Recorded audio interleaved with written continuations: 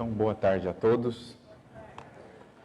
Que a paz de Jesus, nosso divino mestre e amigo, possa abençoar a cada um de nós, possa encontrar um espaço aberto em nosso coração, no sincero desejo de melhor compreendermos, para melhor vivermos a mensagem de vida e de renovação que é o Evangelho de Jesus. Então, é para mim uma imensa alegria estar aqui pela primeira vez no Chico Xavier. Rogo ao Mestre que abençoe a todos os que aqui estão, nos dois planos da vida, iluminando os seus caminhos e os seus passos em direção à eterna luz que nos espera a todos. E o tema que nós propomos refletir nesta tarde é um tema, de certo modo, diferente, né? A armadura divina, mas que foi inspirado em alguns dos textos, em alguns dos escritos, daquele que tem sido para nós uma grande inspiração, daquele que, ao longo dos séculos no cristianismo, se converteu de fato, sobretudo para aqueles que já tropeçaram, que já se equivocaram, num dos mais belos, num dos mais inspiradores exemplos de renovação.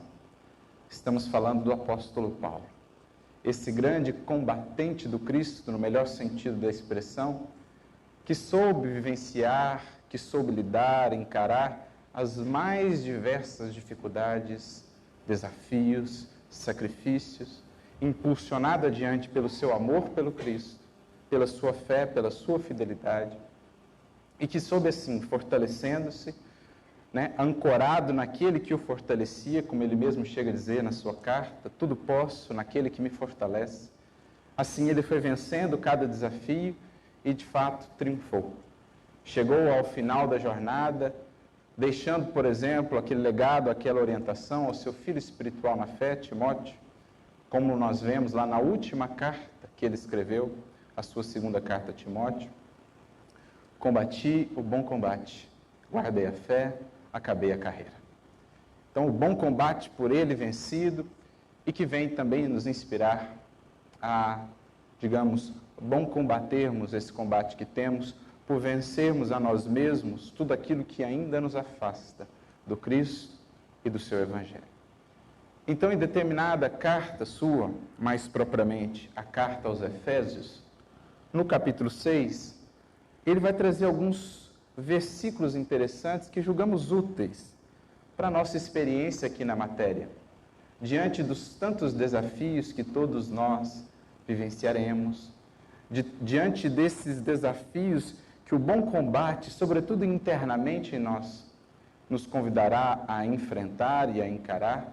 Nós precisamos nos munir de recursos, nós precisamos nos preparar para estarmos bem sólidos, digamos assim, nos nossos ideais, nas nossas convicções, para seguirmos avançando, para seguirmos caminhando. Então, Paulo, nessa carta aos Efésios, no capítulo 6, dos versículos 13 até o versículo 17, vai trazer uma lista de orientações para nós acerca de uma armadura divina que o cristão deve tomar para estar bem preparado para esse bom combate. Como ele lá orientou o seu filho espiritual Timóteo a que fosse um bom soldado do Cristo, naturalmente sem qualquer sentido de violência, do combate exterior, mas antes de tudo, esse combate pela vitória sobre nós mesmos, todos nós somos convidados também a fazer esse processo, a trilhar essa jornada.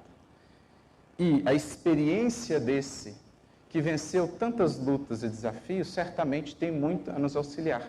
Afinal de contas, foram 30 anos de trabalho incansável, de muito aprendizado, que ele pôde nos legar como um tesouro espiritual muito precioso, que a doutrina espírita, ajudando-nos a melhor compreender, vai tornar ainda mais acessível, enriquecendo a nossa vida de possibilidades de crescimento e de renovação, para que, enfim, possamos aproveitar realmente a encarnação, a oportunidade que aqui estamos tendo.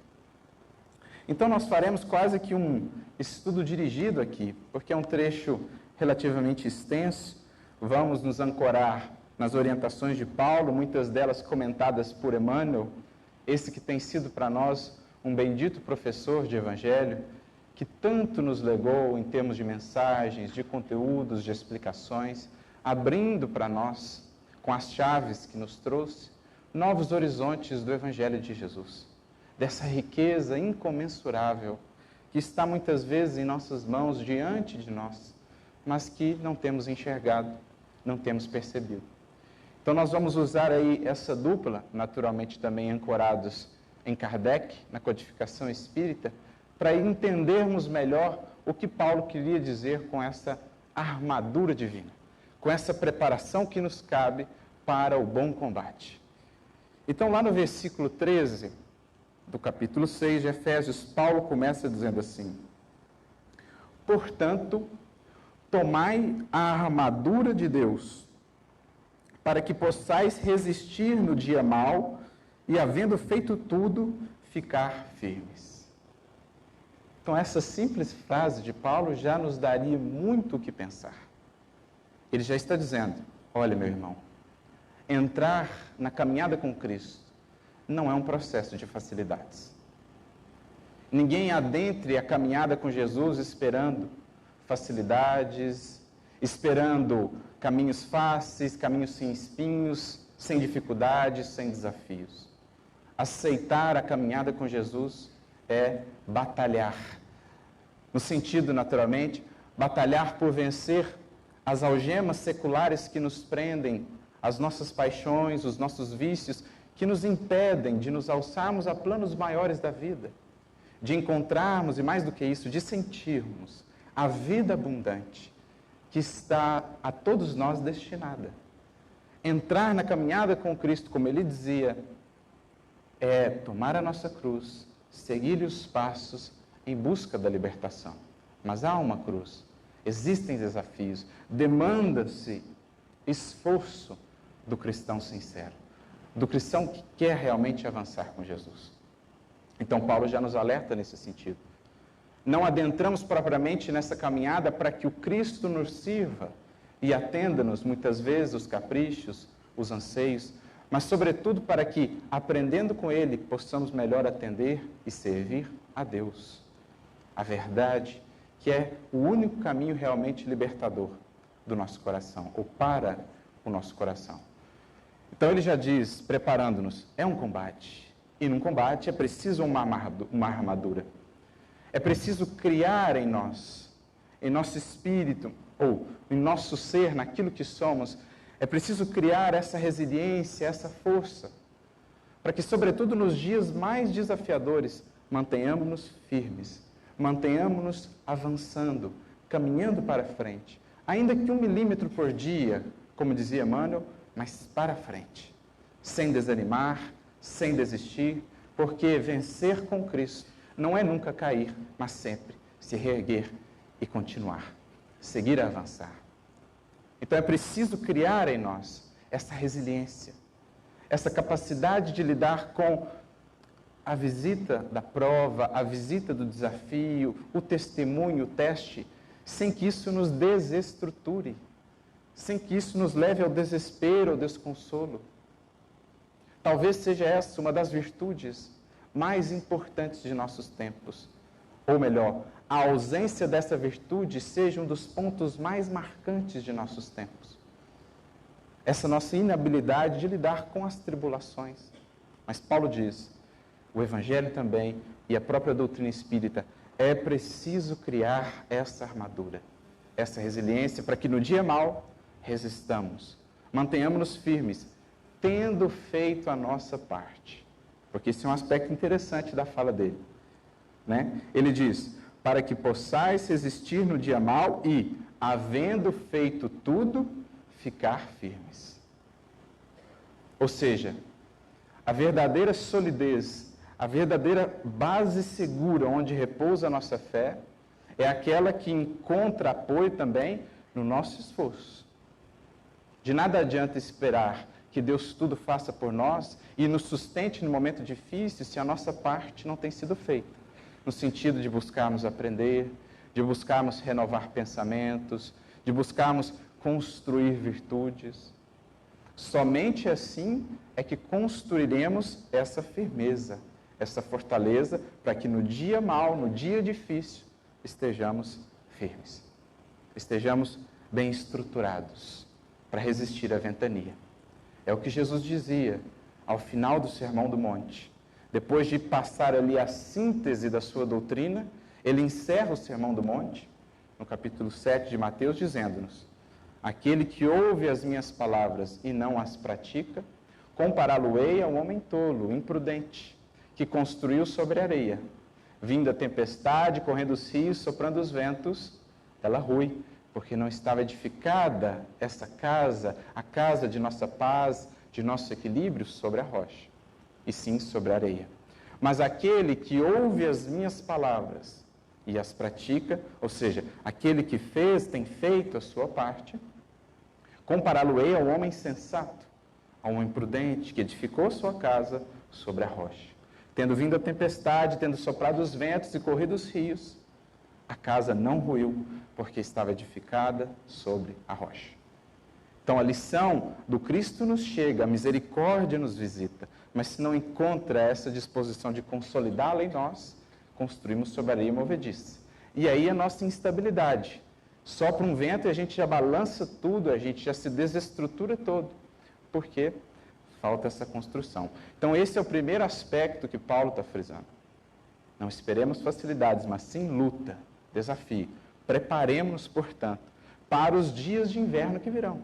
Como na natureza, não sabemos, o inverno mais cedo ou mais tarde virá, no tempo aprazado, no momento adequado, o inverno nos visita, para aferir valores. Feliz aquele que se preparou antes, aquele que se preparou no verão, no outono, e quando o inverno chegou, ele estava preparado, como a formiguinha prudente da fábula de La Fontaine. Ao comentar essa passagem, esse primeiro versículo, no livro Vinha de Luz, capítulo 115, Emmanuel nos traz uma mensagem interessante, chamada Armai-vos. Parece estranho, né? Emmanuel falando para cristãos, armai-vos. Mas é naturalmente um outro tipo de arma, a dos cristãos. O cristão não recorre às armas do mundo, recorre antes às forças do Espírito. E é nesse sentido que ele vai aqui nos falar, começando a dizer assim: o movimento da fé não proporciona consolações tão somente. Buscar-lhe as fontes sublimes para retirar apenas conforto seria proceder à maneira das crianças que nada enxergam senão guloseimas. Olha, isso aqui é muito importante, meus amigos. Claro que uma parte fundamental da nossa busca espiritual, da nossa busca de fé, será o consolo, será a consolação. Mas nós não podemos buscar somente o consolo, porque o consolo geralmente é buscado quando as coisas já degringolaram, quando as coisas já se complicaram. Depois, é preciso aprendamos também a buscar a preparação que antecede o momento difícil, que antecede a dor, para que passemos por elas sem tanto desespero, sem tanta desestruturação. Então é o que Emmanuel está nos dizendo. Se a gente ainda busca somente o consolo, há um problema aí. Cadê a preparação? Cadê aquilo que vem antes da dor? Cadê aquilo que vem antes do equívoco, ajudando-me a não fazê-lo para evitar certas dores que eram absolutamente evitáveis? Quantas dores não criamos que poderiam ser perfeitamente evitadas se antes não nos tivéssemos tomado mais cuidado, digamos assim, com o estudo, com a atenção, com a vigilância, com a preparação. Então, o que ele está dizendo? Se seguimos apenas no movimento de buscar depois, a gente ainda está como que numa busca ainda meio que infantil da experiência religiosa. Se a gente busca só remediar e nada de prevenir, a gente ainda está numa busca imperfeita. Né? Falávamos hoje pela manhã, a própria saúde humana hoje já percebe, os governos assim trabalham, é muito mais vantajoso prevenir do que remediar. É muito mais vantajoso investir antes em consciência, em prevenção, para que depois não tenhamos que gastar muitos recursos no tratamento. Então, assim também no âmbito da fé. É muito mais valoroso evitar de criar o problema do que depois que o problema foi criado, a dor nos visitou, as lágrimas nos chegam, buscar o consolo. Naturalmente, que tendo ocorrido isso, a doutrina nos terá a fonte inesgotável do consolo. Mas a todo momento estarmos buscando isso, é que talvez não estejamos nos preparando adequadamente. Por isso, mais adiante, nessa mensagem, ele segue dizendo assim: em todos os templos do pensamento religioso elevado, ou seja, em qualquer busca espiritual elevada da terra, o Pai está oferecendo armaduras aos seus filhos. Ou seja, Deus está fornecendo recursos de sustentação, de preparo. A misericórdia divina envia-nos antes as escoras para quando vier a luta e a tempestade, o apoio. Os crentes, num impulso louvável, podem entregar-se naturalmente às melhores expansões afetivas, mas não se esqueçam de que o Senhor lhes oferece instrumentos espirituais para a fortaleza de que necessitam dentro da luta redentora. Somente de posse de semelhantes armaduras pode a alma resistir nos maus dias da experiência terrestre, sustentando a serenidade própria nos instantes dolorosos e guardando-se na couraça da firmeza de Deus. Então essa é uma reflexão já de cara muito imprescindível e importante para nós. Prepararmos, criarmos em nós essa resiliência, essa força, para em vindo aquela energia potente da dor que muitas vezes nos visita, termos a força, a consciência e o equilíbrio para canalizar toda aquela experiência desafiadora, toda aquela energia que nos chega e convertê-la em energia de transformação. Esse é o cristão, aquele que se prepara para receber o choque, acolher aquela energia e colocá-la de volta na dinâmica da vida, na forma de realização. Então, esse é o primeiro passo, a primeira orientação que o apóstolo Paulo nos diz quanto a essa armadura que nos cabe formar. Mas ele segue, então, desdobrando melhor, digamos, as partes dessa armadura, porque ela vai ter diversas partes, cada uma com uma finalidade.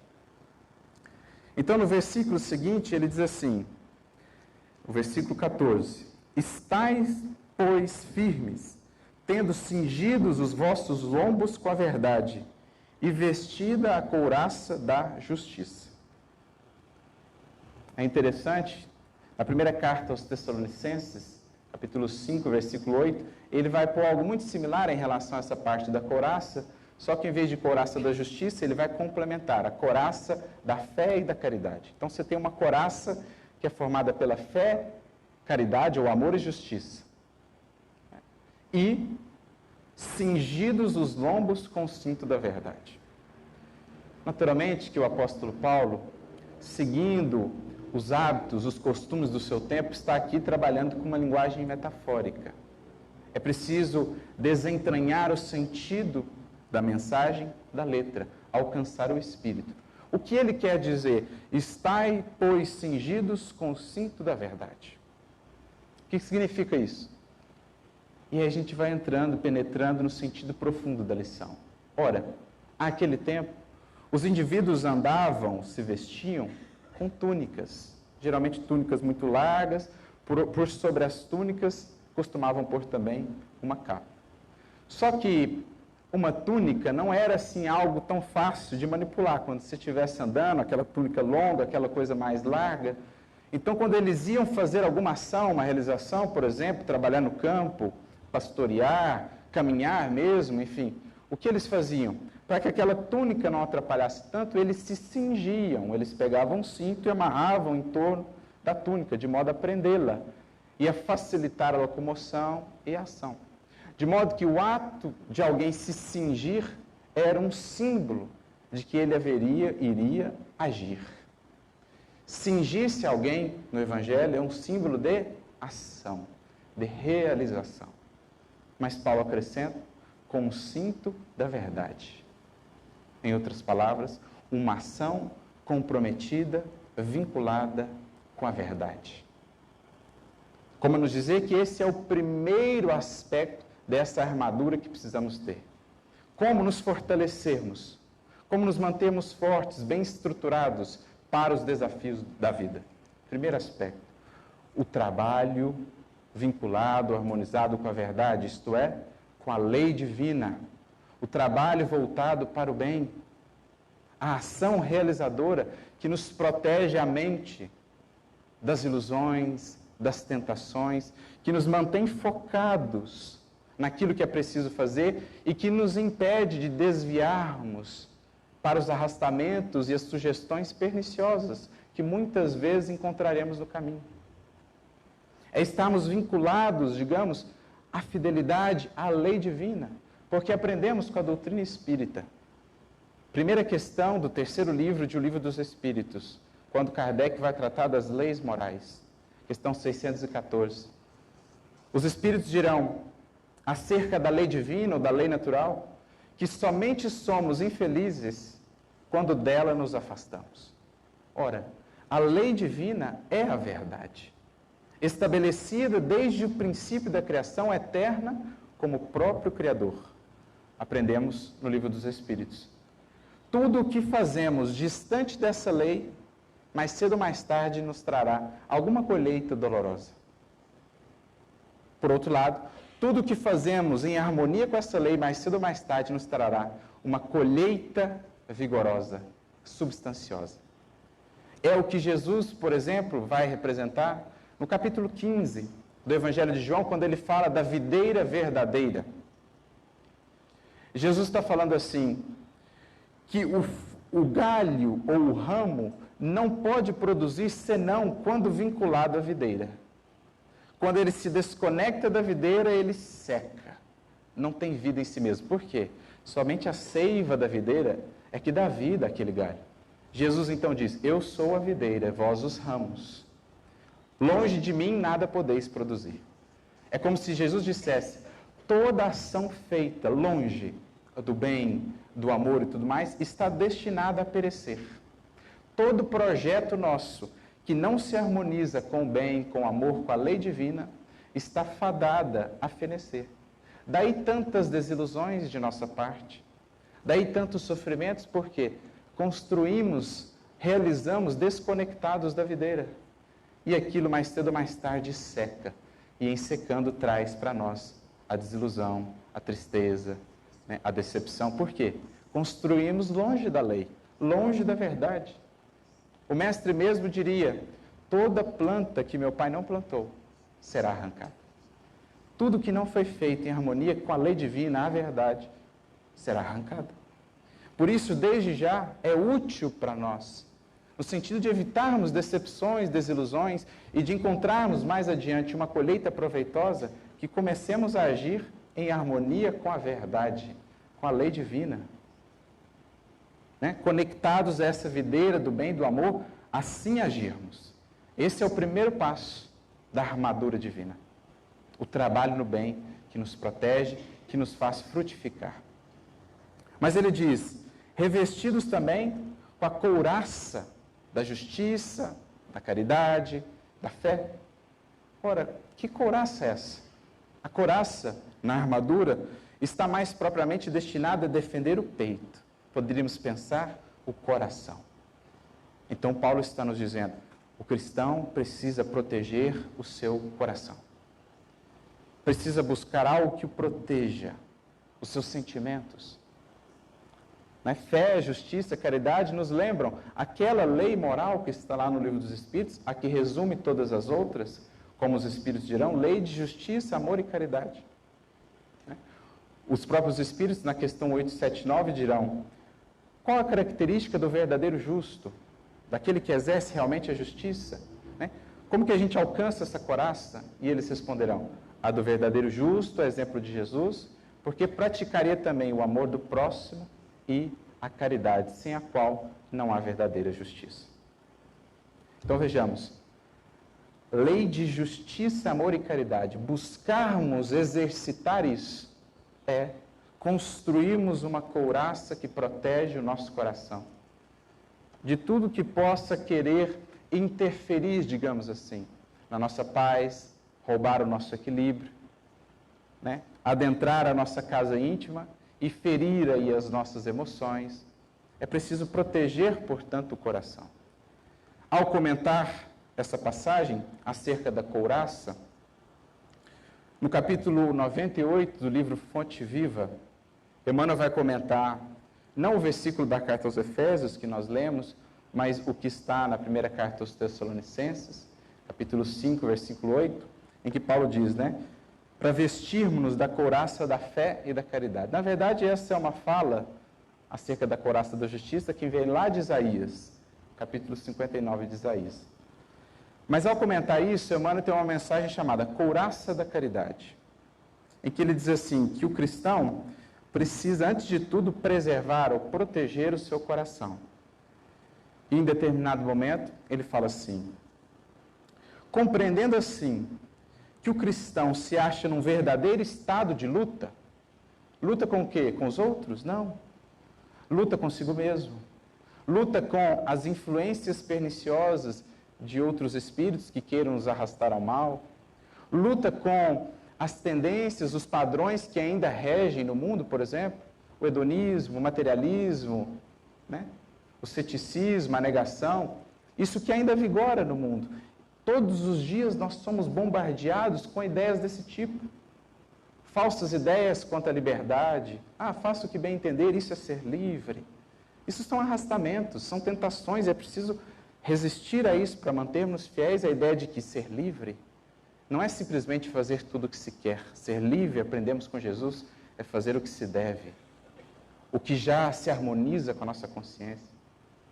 Quantas vezes, ao longo do dia, nós somos bombardeados com ideias do seguinte tipo, desista desse negócio de auto-melhoria, de autotransformação, busque o prazer mais imediato e fique tranquilo. Não vê como que a sua vida se tornou mais difícil depois que você começou com essa coisa de melhoria íntima, de servir ao próximo? É tanta ingratidão, larga disso, vai aí, busca os gozos da matéria, busca aí satisfazer os prazeres e tá bom. O mundo nos bombardeia com isso, todos os dias, com ideias de que felicidade é o ter e não o ser, de que o prazer a qualquer custo vale a pena, quando não vale. Então esse é o estado de luta em que o cristão se encontra.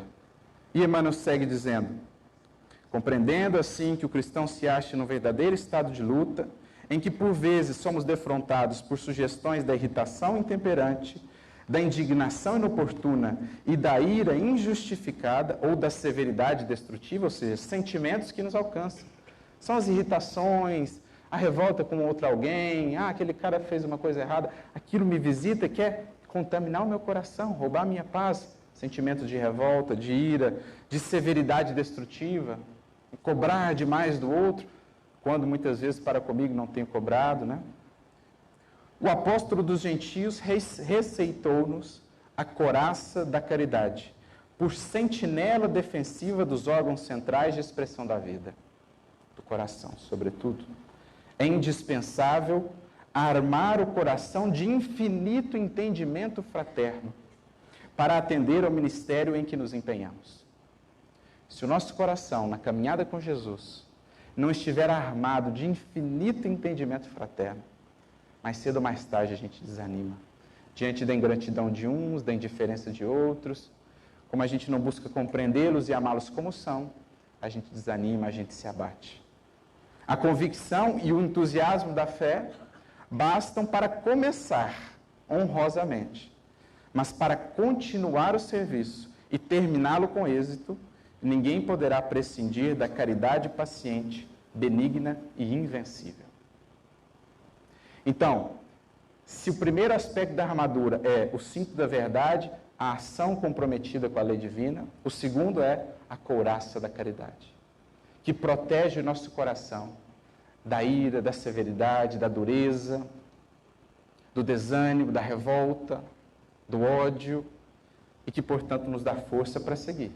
Que nos protege das feridas emocionais que muitas vezes consomem as nossas melhores parcelas de energia. Essa é a proteção substancial do coração. Quem está coberto de amor é inabalável. Quem duvide disso é só olhar para um Chico, é só olhar para um Eurípides, é só olhar para um Paulo. O que fazia com que esses homens não desistissem? Mesmo depois de terem sido muitas vezes traídos, caluniados, difamados, terem lidado com a ingratidão, com a indiferença de tantos, Porque amavam. Amavam de sobra e por isso estavam protegidos em seus corações. Esse é o segundo aspecto, a couraça da justiça, da fé e da caridade.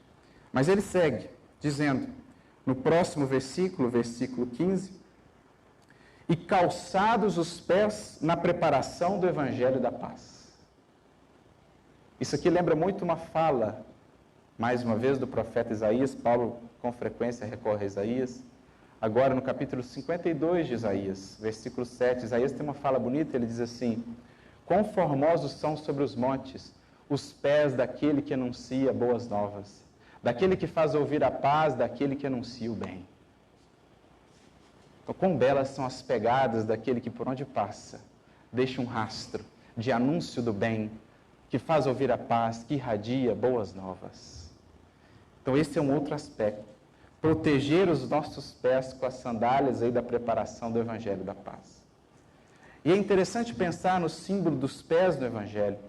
Há até uma mensagem interessante de Emmanuel, no livro Endereço de Paz, capítulo 29, intitulada Pés e Paz.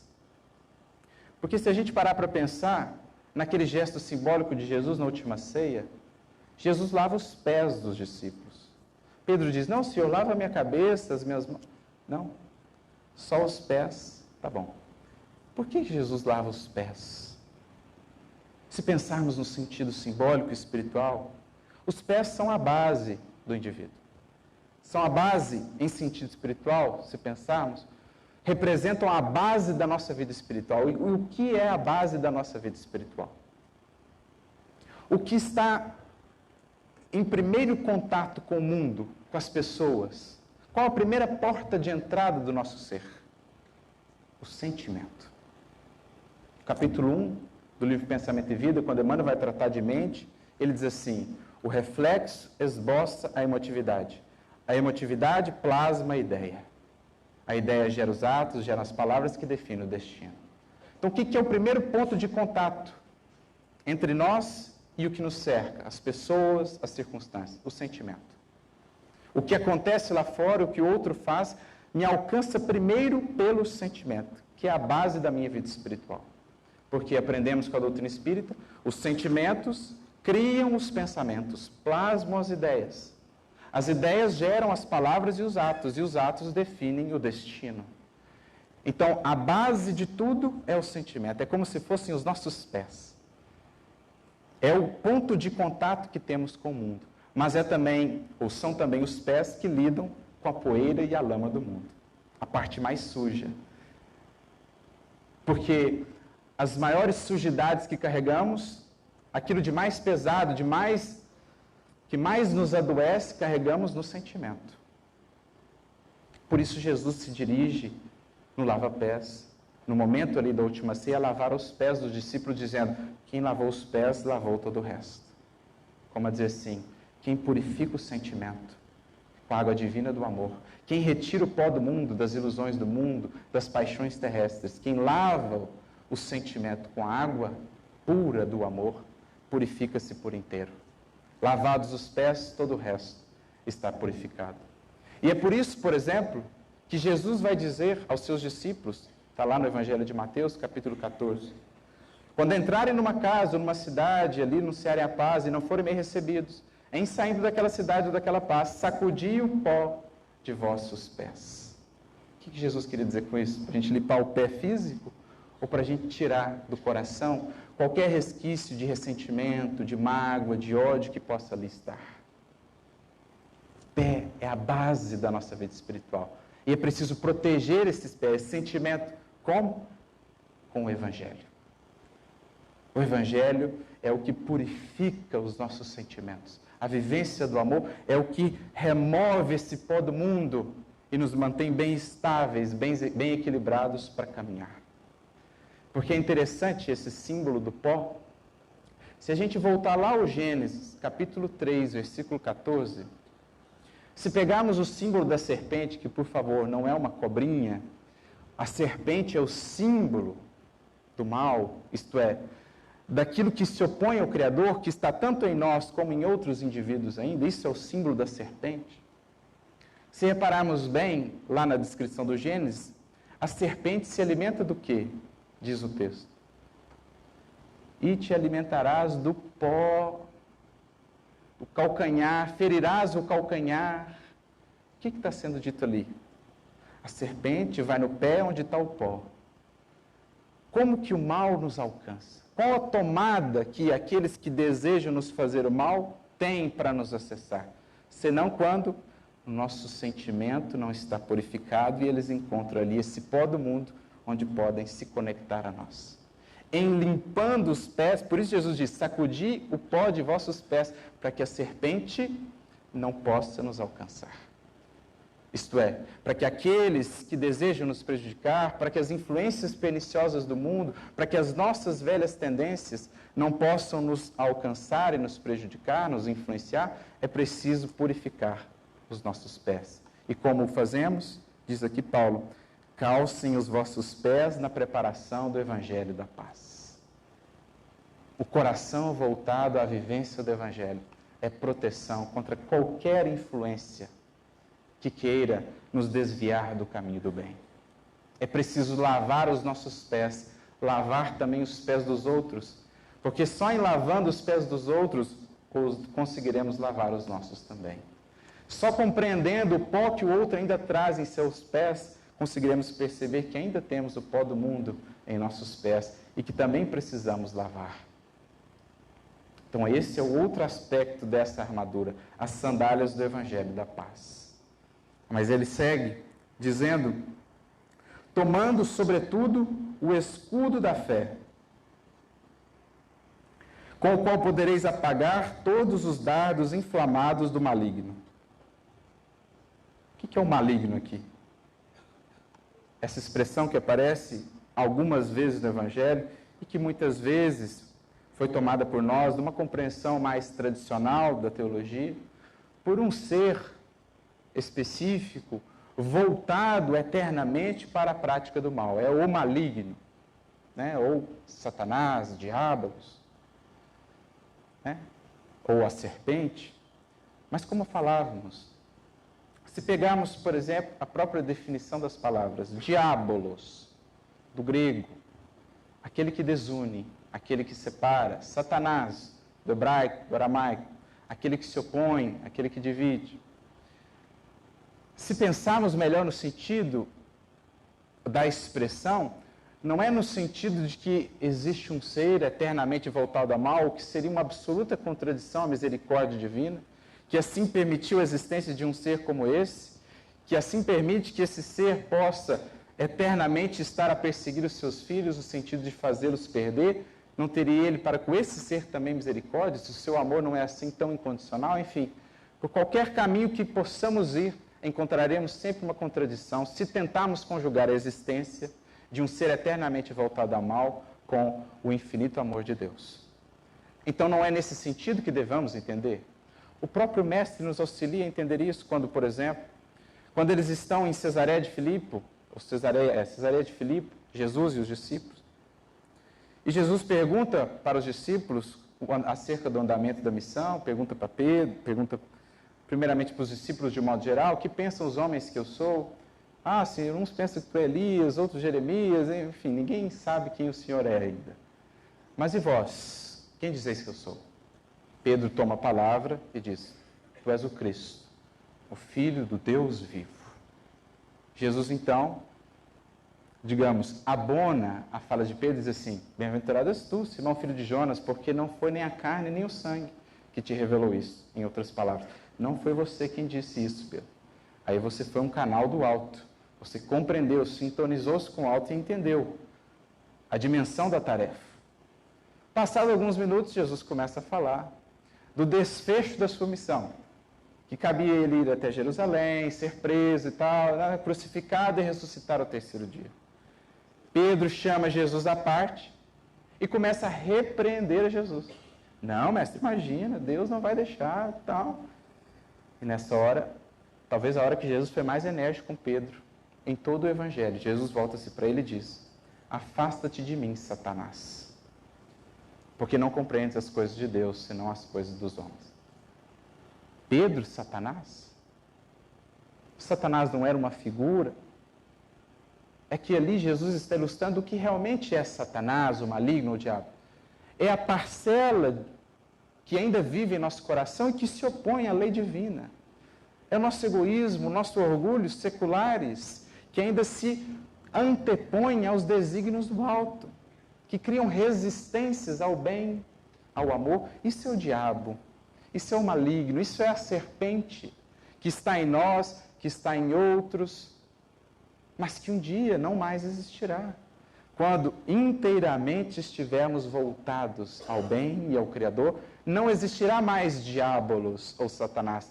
Não existirá internamente em nós aquilo que se oponha ao Criador e ao seu amor. Estaremos por inteiro entregues a Ele. Por enquanto, o diabolos e o Satanás, como em Pedro, ainda vivem em nós. Mas estamos aí no esforço por vencê-lo. E olha que interessante. Lá no Gênesis, está dito, onde que a serpente será vencida? Diz o texto, simbolicamente, será esmagada pelo pé. Se a gente falou que o pé é a base da vida espiritual, o sentimento purificado, um dia haverá de eliminar, por fim, a serpente. Isto é, um coração repleto de amor, um dia haverá de não mais dar espaço à atuação do mal, do Satanás. Esse será o dia em que a terra e todos nós teremos espíritos redimidos. Essa é a ideia. Então, nada de seres mitológicos eternamente voltados ao mal, nada de contradições com o infinito amor e a perfeita sabedoria de Deus. Esse maligno que Paulo fala aqui é o mal que ainda vive em nós. É o mal daqueles espíritos que ainda como nós obstam o progresso do bem, só isso. Mas como nos protegemos disso? Diz Paulo, o escudo da fé. O escudo da fé, que não é simplesmente o crer. No sentido original do Evangelho, fé, emuná, do hebraico, é fidelidade. Fidelidade. O espírito que é fiel à consciência, à lei divina que já consegue compreender. Ele se protege de todo e qualquer arrastamento do mal. Ele tem o escudo protetor desses dardos. O que são esses dardos, senão essas influências que a todo momento querem nos alcançar? Por isso, Emmanuel, ao comentar esse versículo, no capítulo 141 do livro Vinha de Luz, intitulado O Escudo, ele vai dizer assim, Paulo de Tarso, que conheceu tão profundamente os assédios do mal, você imagina o trabalho que Paulo fazia, as resistências espirituais que ele lidava. As de fora, mas também as dentro dele. É o que Emmanuel vai dizer aqui, ó. Paulo de Tarso, que conheceu tão profundamente os assédios do mal, que lhe suportou as investidas permanentes dentro e fora dele mesmo, recomendou usemos o escudo da fé acima de todos os elementos da defensiva. Então, se tinham aqueles que resistiam a ele, encarnados e desencarnados, que criavam tremendos obstáculos para Paulo, tinha também o mal dentro dele. Falávamos hoje, inclusive, o bem que eu quero, diz ele, não faço. O mal que eu não quero, esse ainda eu faço. Então é Paulo mostrando o tamanho da sua luta íntima. Mas o que o mantinha forte para seguir? O escudo da fé. Emmanuel segue. Somente a confiança no poder maior, na justiça vitoriosa, na sabedoria divina, consegue anular os dardos invisíveis inflamados no veneno que intoxica os corações. Todo trabalhador sincero do Cristo movimenta-se na frente de longa e porfiada luta na terra. Golpes da sombra e estiletes da incompreensão cercam-no em todos os lugares. Golpes da sombra, estiletes da incompreensão, é o familiar que não compreende o seu esforço, é aquele outro que você tentou ajudar e achou que você fez outra coisa completamente diferente, te critica. Então, você vai lidar com esses dardos, que se você der espaço para eles te contaminam. Daqui a pouco ele entra, penetra e começa o desânimo, o abatimento. Acho que eu vou largar tudo. É preciso proteger-se. Porque se a bondade conforta e a esperança ameniza, é imprescindível não esquecer que só a fé representa escudo bastante forte para conservar o coração imune das trevas. Então, se a bondade e a esperança amenizam, aliviam, só a fé é a fortaleza, é a resistência. Então, esse é um outro aspecto dessa armadura. Já falamos do cinto da verdade, da couraça da justiça, da caridade. Já falamos das sandálias do Evangelho, a proteger-nos os pés, das pedras de tropeço do caminho. Já falamos agora do escudo da fé, mas Paulo prossegue. No versículo seguinte, 17, dizendo: tomai também o capacete da salvação e a espada do Espírito, que é a palavra de Deus. O que ele quis dizer? Chegamos agora a uma nova parte dessa armadura. Se tínhamos antes a couraça a proteger o coração, é preciso proteger também a mente. Daí o capacete, diz Paulo, da salvação. Lá em Tessalonicenses, 1 Tessalonicenses 5,8, ele vai dizer: o capacete da esperança na salvação. É preciso proteger a nossa mente, o nosso pensamento, das influências que nos visitam, dos arrastamentos, dos convites. Quando vai comentar essa questão do capacete no livro Fonte Viva, capítulo 94, Emmanuel dirá que raios anestesiantes alcançam, se dirigem constantemente aos aprendizes do Evangelho, buscando anestesiar-lhes os melhores propósitos de trabalho e de serviço. Chegam, visitam o discípulo do Evangelho no sentido de eliminar ali ou dilapidar, dissolver os seus melhores impulsos, os seus ideais mais nobres de renovação, de cristalizar as suas energias. Então é preciso proteger o nosso pensamento, a nossa mente, com esse capacete. Porque é engraçado, Emmanuel nessa mensagem dirá: Paulo não disse a touca, não disse o chapéu, ele disse capacete. Touca e chapéu, muitas vezes são vestuário, é para embelezar, mas capacete não.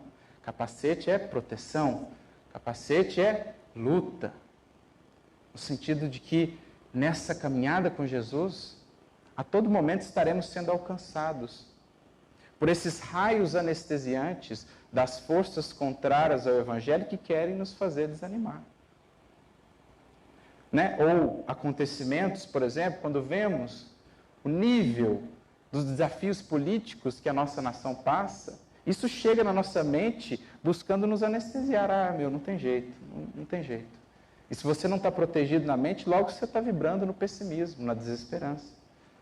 Quando você vê tantas dificuldades do mundo, tantas lutas, se você não protege a mente, não a conecta ao alto, logo, logo, todos aqueles ideais mais nobres, todos aqueles impulsos superiores que vibravam em sua mente, amainam, perdem força. Por isso, ao comentar esse versículo, agora no livro Vinha de Luz, capítulo 140, também intitulado O Capacete, Emmanuel vai dizer assim: é indispensável que todo aprendiz do Evangelho tome o capacete da salvação, simbolizado na cobertura mental de ideias sólidas e atitudes cristãs, estruturadas nas concepções do bem, da confiança e do otimismo sincero. Então, o que é esse capacete que a gente precisa formar? É um capacete mantido ou construído aí a partir de ideias sólidas e atitudes cristãs. O que nos traz ideias sólidas? O estudo e a compreensão. A nossa convicção só é sólida, a fé inabalável, se bem compreendemos. Aprendemos isso com Kardec. Então é preciso estudar a doutrina, ampliar horizontes, porque só aí teremos ideias sólidas. Mas não basta a ideia, não basta a teoria, não basta a compreensão se ela não encontra apoio e amparo na realização. Por isso o capacete é um conjunto de ideias sólidas com atitudes cristãs. Aí sim, proteção mental. A mente ocupada no bem está guardada, guarnecida. Porque a mente ociosa, A mente que não se ilumina, a mente vazia, já se dizia no ditado popular, oficina do diabo. Isto é, oficina daquilo que quer nos afastar do bem. Me lembro do caso de João Marcos, o futuro evangelista, que era sobrinho de Barnabé, e que foi acompanhar a primeira viagem de Paulo, quando eles estavam ali se dirigindo à região da Galácia. Na hora que ele começou a perceber que o trabalho e a viagem seria mais difícil do que ele imaginava, ele começou a desanimar, ele começou a se abater, ele começou a dar espaço para o diabolos, né, na sua mente. O que Paulo fez? Logo, de pronto, colocou o menino para trabalhar. E falou assim para Barnabé: Barnabé, o trabalho no bem é a muralha defensiva contra as tentações. A mente ocupada, guarnecida pelo estudo edificante e pelo serviço, ela tem esse capacete. É isso que Emmanuel está nos dizer. Né? Concepções do bem, da confiança e do otimismo sincero. Como nós precisamos desse capacete nesses momentos, gente. Quantos irmãos, pela ausência desse capacete, não têm assim caído? Numa completa desesperança, num completo desconsolo. Mas como?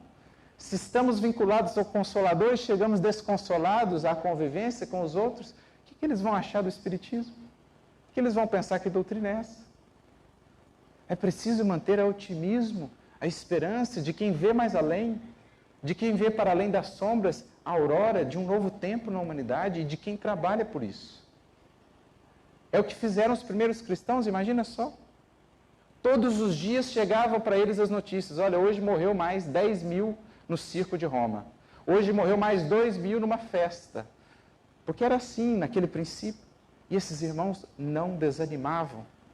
Pelo contrário, um historiador daquele tempo, Tertuliano, chegou a escrever: parece que o sangue dos cristãos é como semente. Quanto mais deles morre, mais aparece. Que força era aquela? Porque o capacete, não estavam presos nessa vida, viam além, confiavam em Cristo e estavam protegidos, guarnecidos pela esperança. Pela esperança.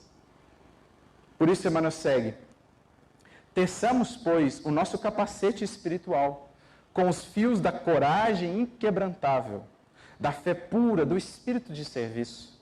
De posse dele, enfrentaremos qualquer combate moral de grandes proporções.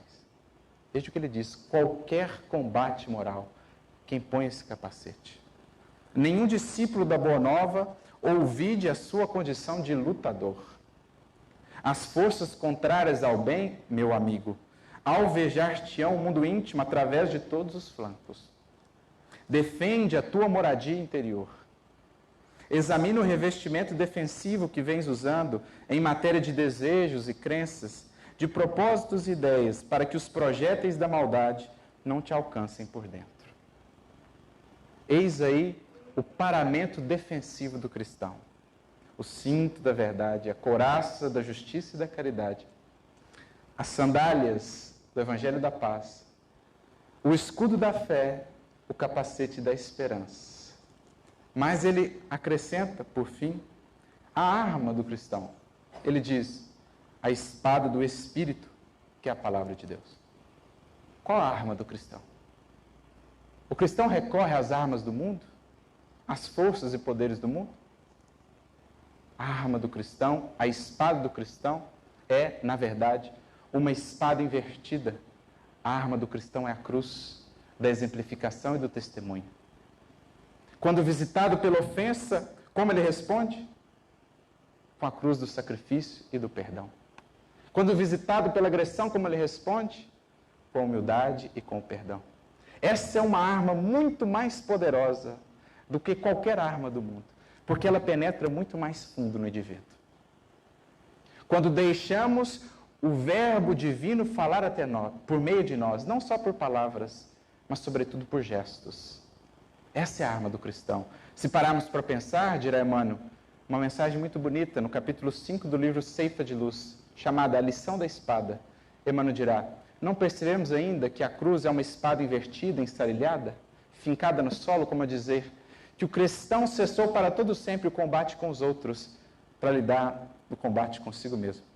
Que a sua arma é uma cruz Ou melhor, é uma espada fincada no solo, é a cruz do testemunho, da exemplificação, ainda que isso lhe custe muito esforço e muito empenho.